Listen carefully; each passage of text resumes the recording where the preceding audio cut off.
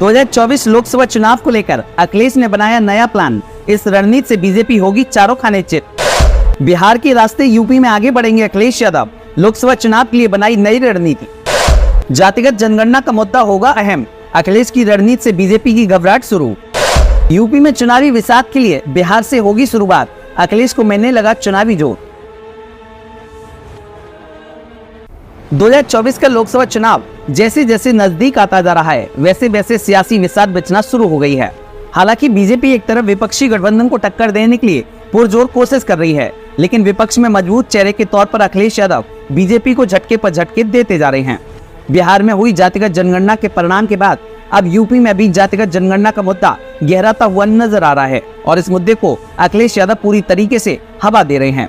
लेकिन अब अखिलेश यादव ने यूपी में आगे बढ़ने के लिए बिहार के रास्ते को चुना है और एक ऐसी रणनीति बनाई है कि इस रास्ते के जरिए अखिलेश यादव चुनाव में मजबूती हासिल कर सकते हैं।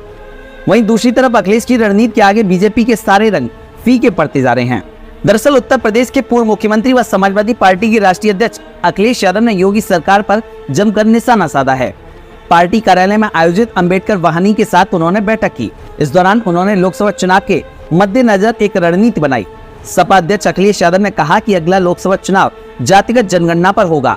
भाजपा पर निशाना साधते हुए कहा कि नए लोकसभा भवन के साथ ही भाजपा नया संविधान भी बनाना चाहती है।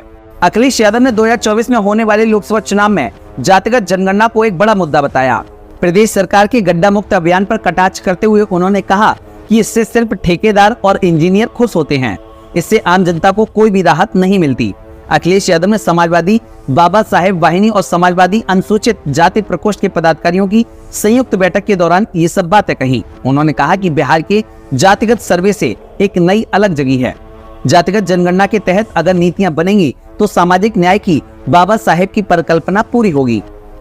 सपा प्रमुख अखिलेश यादव ने कांग्रेस और बीजेपी के सहयोगी अपना दल सोनेलाल ने भी उत्तर प्रदेश और दूसरी जगहों पर अलग अलग जातियों की आबादी का पता लगाने के लिए जातिवाद जनगणना की वकालत की है। अब माना जा रहा है कि 2024 में होने वाले लोकसभा चुनाव में जातिगत जनगणना का मुद्दा सबसे बड़ा मुद्दा बन सकता है और इस मुद्दे को लेकर अब सियासत भी शुरू हो चुकी है। हाल ही के दिनों में लगातार देखा जा रहा है कि जातिगत जनगणना के मुद्दे को लेकर अखिलेश यादव लगातार हवा दे रहे हैं। जब से बिहार में जातिगत जनगणना के परिणाम सामने आए हैं, तब से लगातार अखिलेश यादव यूपी में भी जातिगत जनगणना की मांग उठा रहे हैं। वहीं लगातार ये भी देखा जा रहा है कि अखिलेश यादव के इस मुद्दे के बाद बीजेपी जातिगत जनगणना कराने के लिए काउंटर हो रही है। लेकिन अखिलेश यादव हर रोज एक नया सियासी दांव चल देते हैं, जिससे जातिगत जनगणना कराने के लिए सियासी हवा को जोर मिल जाता है। बहरहाल सियासी जानकारों की माने तो अखिलेश यादव की ये रणनीति अब बीजेपी पर भारी पड़ती हुई दिखाई दे रही है। Bureau report, Samajwadi bulletin news.